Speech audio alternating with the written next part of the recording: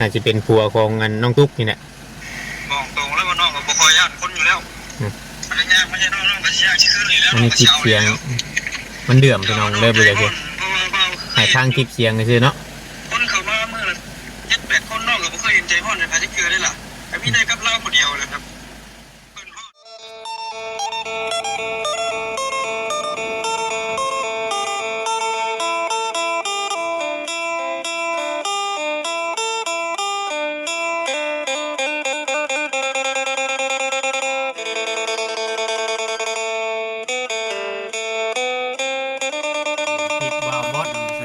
คุยกับ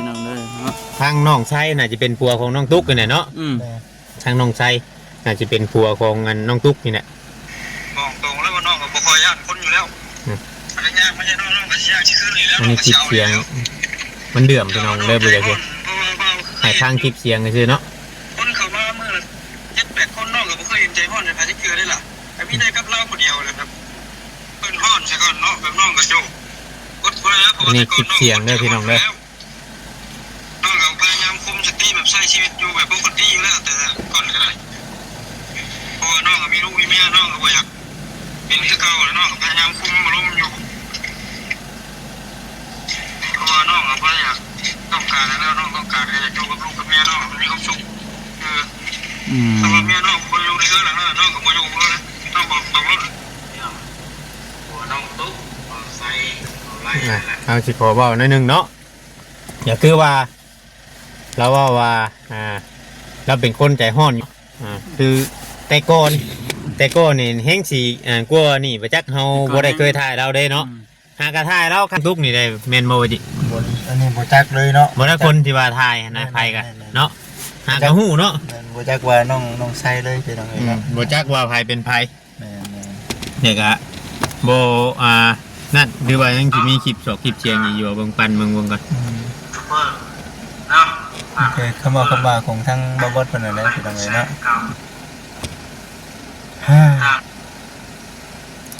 ผมแม่ทำวันที่เก่ามาแล้วก็ได้เสียงในรายบาทเพราะนี่เป็นคำบอกของทั้งบอบอสเองบอบอสตัวนี้เนาะแต่ว่าบ่ได้โทรใส่กันเนาะแค่คลิปเสียงเนาะคลิปเสียงสนทนากันคุยกันเนาะสัญญาณบ่อย่างแห้งแถวนี้มีสัญญาณมีสัญญาณคือว่าอันนี้ก่อนสิไปตัดทินมีแต่ว่าเฮาพากันเว้าโอ้ลมกันนะซื่อเนาะคือว่าก่อนสิไปพังบ่เตียงเพิ่นไปเคลียร์ในมื้อนี้เนาะ FC ลองพิจารณาเบิ่งเนาะแม่นในคำบอกคำว่าของทางน้องเพิ่นพี่น้องเอ้ยเนาะสมเหตุสมผลสมควรแบบใดเนาะอันนี้ก็ได้แต่ที่พังเบิ่งนี่ก็ทางน้องๆสิยังคือสิยังบ่ทันได้อารมณ์รุ่งนะเบิ่งนี่เนาะคือว่ายังบ่อ่อนบ่ยอมเนาะอารมณ์ยังตามที่ว่าพังเสียงนะคือว่าคำว่าเตียงรู้ใช่เพิ่นก็สิรู้ใช่ดีเด้เมื่อกี้นี่ทางเพิ่นเว้าเนาะจากที่เพิ่นว่ามาผ่านเนาะแม่คำว่าเตียงรู้ใช่ก็รู้ใช่โอ้ยดูก็สิเพ่บ่เตียงบ่เตียงบ่ใหญ่เนาะเพิ่นบ่เคยย่านคนให้ฟังอีกก่อนอีกบัดนึงเพิ่นบ่เคยย่านคนเพิ่นว่าบอกตรงแล้วว่าน้องก็บ่ค่อยย่านคนอยู่แล้วอะไรยากไม่ใช่น้องก็สิยากสิขึ้นนี่แล้วน้องก็สิเอานี่แล้วใจเรานี่อยากเฮ็ดดีเด้เพราะว่าเบาคือเคยเห็นอยู่คนนี่ยังบ่ยอมคนเข้ามาเมื่อ7-8คนน้องก็บ่เคยเห็นใจฮ้อนในพาทิเกลือได้ล่ะแต่มีได้กับเราคนเดียวแหละแบบเพิ่นฮ้อนใช่ก่อนเนาะแบบน้องก็โจอดทนแล้วเพราะว่าแต่ก่อนน้องก็คนใจฮ้อนอยู่แล้วแต่ก่อนให้น้องก็พยายามคุมสติแบบใช้ชีวิตอยู่แบบปกติอยู่แล้วแต่ก่อนก็ได้เพราะว่าน้องก็มีลูกมีเมียน้องก็บ่อยากเป็นคือเก่าแล้วน้องก็พยายามคุมอารมณ์อยู่เพราะว่าน้องก็บ่อยากต้องการแล้วน้องต้องการอยากอยู่กับลูกกับเมียน้องมันมีความสุขแต่ว่าเมียน้องบ่อยู่ในเรือนหลังนั้นน้องก็บ่อยู่แล้วเลยน้องบอกตรงแล้วน้องตุ๊กใส่เว้าง่ายๆว่ายังบ่ได้พังไผแม่นคลิปหากระลงไป50นาทีเฮาเบิ่งคลิปมาลงไป50นาทีที่แล้วเขาอาจจะคุยกันก่อนนี่นั่นนี่เพื่อเราเฮ็ดคลิปเฮ็ดหยังแล้วก็ยังแบบบ่ได้ฟังเหตุฟังผลนะบ่จิตแบบว่าโลกโซเชียลคุมื้อนี้ไปฮอดชายแล้วเนาะ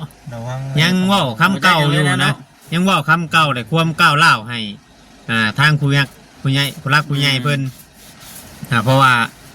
ออกมายังกล้าเว้านะเรายังกล้าเว้าอยู่ยังบ่สำนึกอยู่นะตามที่ข่อยฟังตัวนี้พังเบิ่งเด้อพี่น้องเด้อเนาะผิดบ่ถูกเด้อนะน้องบางคนเนี่ยเนาะพังเบิ่งว่าไปเบิ่งมื้อนี้เนาะเพราะว่าทางทีมงานนี่ก็สิไปพังเบิ่งในการตัดสินของทางผู้รักผู้ใหญ่เนาะเพิ่นจะเอาแบบไรสิหรือว่าไปนํกันหลายคนนั่นแหละพี่น้องเอ้ยเนาะไปนํกันหลายคนไปพังเบิ่งไปอยู่ในเหตุการณ์ว่าคำว่าของทางน้องๆเพิ่นเนาะสิเป็นจังได๋ปรับเปลี่ยนเนาะทางครอบครัวเพิ่นสิอ่อนยอมแบบใดเนาะตัวนี้ก็เฮายังบ่ฮู้นั่นแหละจึงว่าพากันไปเบิ่งพี่น้องมื้อนี้ก็ได้แล้วก็แต่ฟังเสียงเบิ่งมื้อนี้ก็ถือว่าบ่อยากให้เว้าปานใดเด้ในแบบนี้นะพี่น้องเอ้ยมันฟังแล้วก็ยังบ่งามอยู่เนาะยังบ่งามอยู่ยังบ่งามอยู่พี่น้องมีแต่ว่าค่อยว่ากันได้คันไปมื้อนี้ก็ได้เนาะเพราะว่ามีปากเสียงกันอีกมื้อนี้ก็โอ้ยเนาะบ่ได้เนาะแม่นทั้งเบิ่งบาดนั้นอันนี้สิขอถามบ่จิตอีกหน่อยนึงเนาะบาดอันที่ว่าโทรมาหาอันเจ้าน่ะเขาเป็นหยังคือบ่โทรหาบ่เตียงบ่จิตบ่จิตเชื่อว่าเนาะอาชีพบ่กล้าแหละพี่น้องเอ้ยเนาะอาชีพก็หรือว่าปิดใจกันหมั่นมางใจกันแหละบ่อยากเว้านำบ่อยากเว้านำแต่ว่า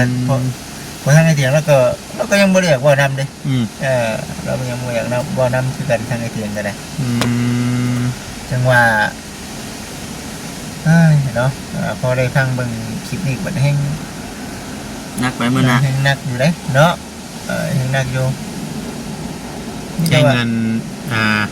บ่นั่นเลยFC รอฟังแบบว่าคำขอโทษจากปากน้องๆแล้วก็จากปากของเงินพ่อกั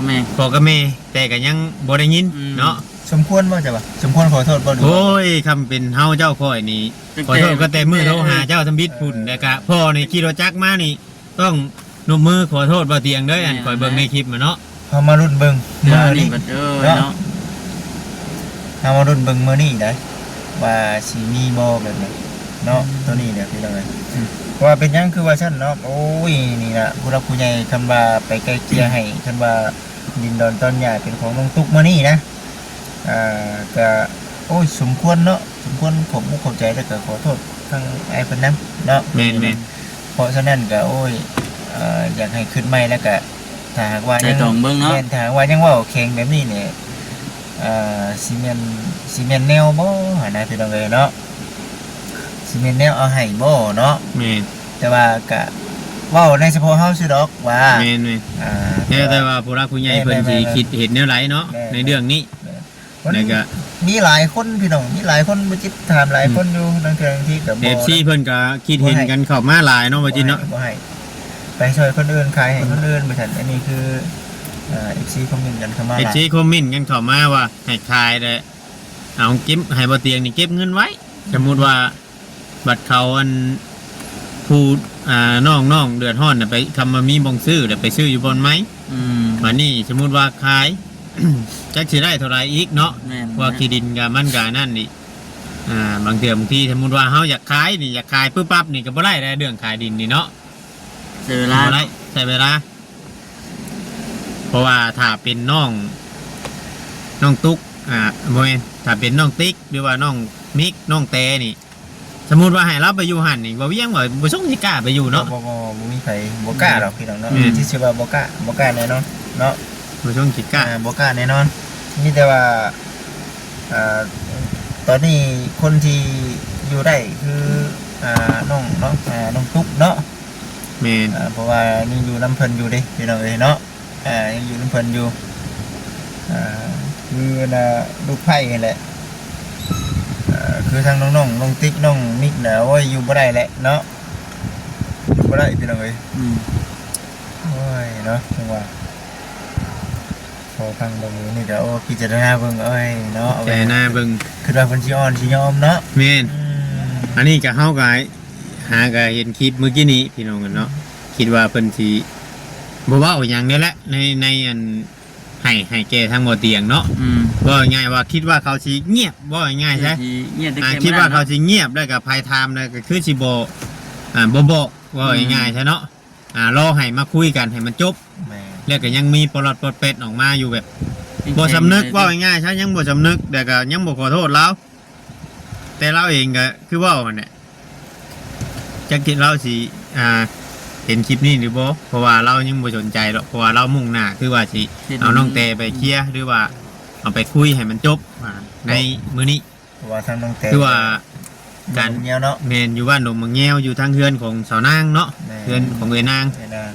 า ทางบ่เตียงเอาไปไว้เมื่อคืนนี่คือว่าไว้เด้อเราเดินทางการเฮ็ดเวียกของเราเนาะ แม่นไว้ ไว้ตรวจจัดพี่น้องไงเนาะตรวจจัดอะดี จังหวะเราพังเบิ่งพี่น้องเนาะมันสิเป็นจังไดมันสิจบอันน่ะแบบใดในเรื่องของทางน้องเพิ่นนี่ก็ได้ไปได้บ่เดินทางได้บ่ถ้ามันเป็นแบบนี้เลยก็มีแต่ว่าให้ FC พิจารณาเบิ่งเนาะคอมเมนต์กันเข้ามาคอมเมนต์กันเข้ามาเบิ่งพี่น้องไงเนาะว่ามันสิเป็นแบบไรเรื่องอันที่ว่าสมมุติว่าที่จริงนั่นตามที่คอมเมนต์เฮาเห็นหลายคอมเมนต์นี่คือว่าทาง FC นี่เพิ่นว่าอยากเอาออกพุ่นเด้เนาะแบบใด ของครอบอันชื่อของเขาบ่หรอกบ่ไรนะมันชื่อของครอบครัวของชุเพิ่นนะแต่ว่าเฮาก็ยังบ่ฮู้แท้ได้นี่น่ะต้องไปพัง ต้องรุ่นเบิ่งมื้อนี้นะว่าได้กันนะ ต้องฟังเบิ่งผู้ใหญ่เพิ่นเพราะว่าผู้ใหญ่เพิ่นสิ ให้คำตอบมาเนาะ เว้าเองบัดนี้ผู้ใหญ่เพิ่นสิบอกเอง แม่น แม่นไอ้เตียง เพราะว่าผู้ใหญ่เพิ่นอาจจะคุยกันแล้วเนาะกับทางบ่เตียง แม่น ว่าเป็นแนวใดจังว่าพี่น้องเอ้ยเนาะแสดงความก้าวร้าวหรือว่าความนั่นอันนี้ให้ FC เบิ่งนี่ก็มันบ่งามคือว่านั่นแหละว่าทุกคนก็เข้าไปหันกับเพื่อให้น้องๆนะเขาเจ้าได้เนาะเพื่อให้น้องๆนะมีชีวิตการเป็นอยู่ที่ดีขึ้นถ้าว่าเขาเก่งอันนี้บ่เวียงสิขอเว้าอันนี้เนาะพี่น้องสำหรับมุมมองของบ่เวียงถ้าว่าเขาเก่งน่ะผู้รักผู้ใหญ่เพิ่นซื้อดินให้แล้วเฮ็ดเฮือนให้แล้วเครื่องสมฉางเนี่ยมันก็ต้องมีแหละพี่น้องเอ้ยทำเก่งหาเงินหาค่ำมาดีนะ อันนี้ยังบ่มี อันนี้บ่ได้มีหยังเฮือนเป็ดหยังปางอยู่เนาะมันยังก็ยังบ่ได้มีหยังเนาะ ว่าอยู่เลยเนาะ เอาสมมุติว่านั่นหั้นนะแบบบ่อยากพึ่งพาไผอะดีนะ ถ้าเป็นบ้านเฮานี่สิ่งสมสร้างนี่มันต้องแบ่งกันเนาะแต่ว่าอันนี้มันเป็นของผู้หลักผู้ใหญ่มันก็ แม่น นี่ของว่าผู้ใหญ่ ยันบ่มี ช่วย สิทธิ์ ได้ หลายกว่าเนาะ โดย เพราะว่าที่บ้านมาเพิ่นก็ โอ้ย ช่วยน้องทุกน้อง เอาเปรียบเทียบสมมุติว่าบ้านเฮาเนาะสมมุติว่าเพื่อนเฮาสร้างเองแท้ๆนี่สมมุติว่าเฮาป้ากับลูกกับเมียนี่ก็มีแต่ยุกให้ลูกให้เมียปัวมันยังแต่ว่าเมียตายหรือว่านั่นนี่ก็ต้องยุกให้ลูกปัวกันไปทั้งไม่ทั้งเทื่อกลับเมื่ออยู่เฮือนเข้าแบบนี้นะ แม่น กลับเมื่ออยู่เฮือนพ่อเฮือนแม่เฮือนนี่ก็ยุกเป็นของลูกมันยัง บัดนี้เนาะ คือทางผู้รักมุมมองของทางผู้รักผู้ใหญ่เพิ่นตะกี้น่ะคือว่าเขาน้องตุ๊กน้องติ๊กน้องมิกนี่ก็ซ้ำลูกของน้องแต่เขาบ่ไล่อยู่แล้วในที่มันก็ต้องตกเป็นนั่นคือบ่ไล่กับเมียนี่สิบ่มีสิทธิ์ ว่าเฮาไปกันบ่รอดเด้ แม่นมานี่ประเด็นเนี่ยคือว่ายังบ่ได้แต่งได้ขอหากแต่ว่าเอาชื่อบ่ไล่เขาเนาะที่จริงเนี่ยผู้ใหญ่เพิ่นว่าสิชื่อให้แต่ทางน้องแต่ผู้เดียวตะกี้เนาะ แม่นนั่นแหละคิดว่าสิบ่เป็นแนวนี้แล้วก็อันผมว่าเพลงยันน้อยใจกันเนาะ บ่กับตะกี้ก็ทางเฮาได้ยินในคลิปเนาะทางน้องเตว่าถ้าบ่เอาเข้านี่ถ้าบ่เอาชื่อของเงินบ่ไล่เข้านี่เรื่องแห่งสิยากแต่ตะกี้พุ่นได้เนาะแม่นเขาคุยกันอยู่แล้วเพราะว่าเห็นในคลิปอยู่เพิ่นเว้าอยู่ถ้าบ่เอาเข้าบ่เอาชื่อเขาบ่ไล่เข้านี่แห่งสิยากพ่อแม่เพิ่นปุ๊บแห่งสิบุญวายตั้งแต่แรก ตัวนี้ก็ยังโอ้ปัญหาเนาะปัญหาพอได้ยินคลิปนี่ก็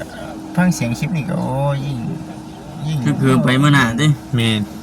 แบบบ่ยอมบ่อ่อนไผนะ ยอมบ่อ่อนเลย มื้อนี้ก็ทางเบิ่งมื้อนี้เนาะ มื้อนั้นเจ้าเข้าไปอยู่ในเหตุการณ์ที่ขอถามอีก อย่าให้กันได้ถามเรื่อยนี่เจ้าเข้าไปอยู่ในเหตุการณ์ในอันทางบ่อไร่ก็อยู่นํกันได้บ่อยู่พร้อมกันบ่ น้องไล่นี่ อยู่ในเฮือนบ่ มันขี่รถหนีไปแล้วบ่บ่จัก ตอนที่เกิดเรื่องหั่นนะ แม่น อ๋อบ่เตียงนี่ถามบ่อไร่ก่อน ๆ ถามบ่อไร่แล้วจังมาถามน้องไส แม่น แบบนี้บ่อ๋อโดยบ่เตียงนี่ถามเบาไล่เนี่ยยังมาถามน้องไซเนาะ แม่น แต่กับเบาไล่นี่แสดงความก้าวร้าวก่อนเนาะ บ่ได้นี่คือ ตอนที่นั่งมัดหัวนัก แม่น คนตีนี่ คนตีตอกหัวเฮ็ดปึ้งปึ้งปังแบบบ่พังไผหั่นนะ แม่น กับ เอาเบิ่งอันนี้ FC ว่าบ่เวียงว่าบ่แม่นทางน้องไล่ได้อันเป็นคนที่เป็นคนที่เฮ็ดน่ะว่าน้องไซว่าผัวน้องตุ๊กว่าเพิ่นอาจจะบ่เบิ่งคลิปบ่เบิดหรือว่าแนวใดเนาะพี่น้องเนาะ สองคนเลย ตามเฮาเบิ่งพฤติกรรมนี่มันเบิดทั้งสองนะ บ่ทั้งสอง การกระทำเนาะ แม่ การกระทำมันก็บ่งบอกอยู่แล้ว แม่นเบิดทั้งสองคนน่ะก็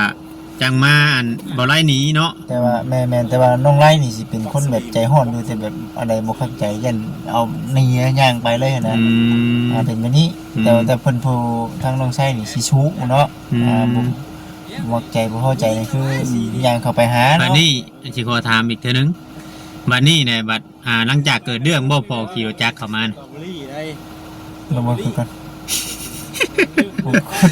โอ้บ่จิตก็แม่นหลังจากว่าเกิดเรื่องเนาะ พอได้ขี่รถจักรเข้ามา แม่น แล้วก็บ่ได้ขอโทษบ่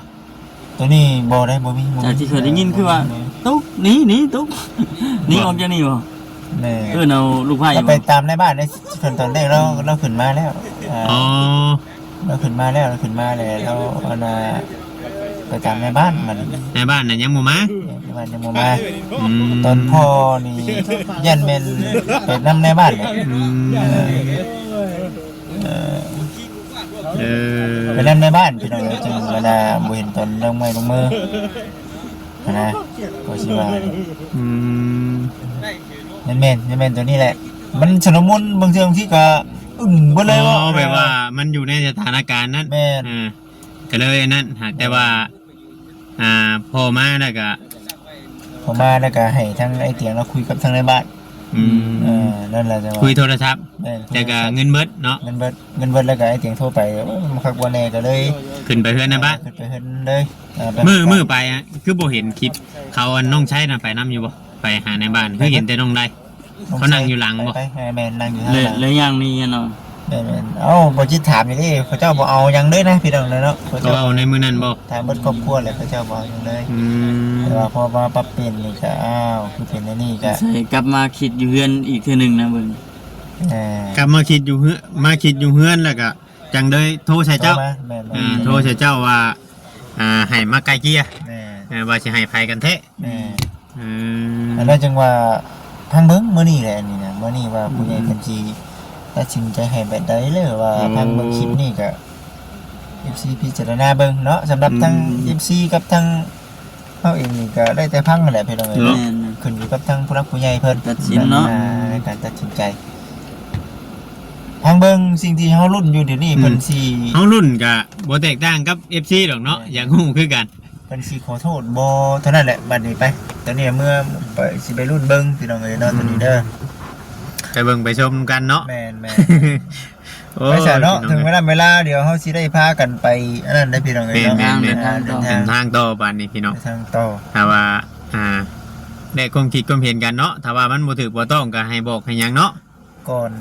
ไปตัดสินเด้อพี่น้องได้ยินคำนี้ก็โอ้อ่อนเด้อพี่น้องเด้อเนาะ อ่อนบ่ อ่อนบ่ฮู้ว่าภาพการจักซีแบบสารบนจักซีแบบ จักสิเป็นแบบไร แม่นๆต้องไปหลายคนเด้อพี่น้องต้องไปหลายคนตัวนี้น่ะเห็นบ่ไปกับไอ้เตียงเพิ่นมื้อน่ะ FC เพิ่นเป็นห่วงคือหยังนี่เห็นบ่ยังดีเด้บ่ลงไม้ลงมือพี่น้องเอ้ยเนาะจังว่าไปนํกันหลายคนมื้อนี้นะไปซะเนาะเฮา เลย โอเคแล้วพี่น้องเอ้ยพิจารณาเบิ่งไปนํกันเนาะในคลิปนี้เด้อพี่น้องเด้อเอาตามนั้นเนาะสบายดีพี่น้องเอ้ย เนาะ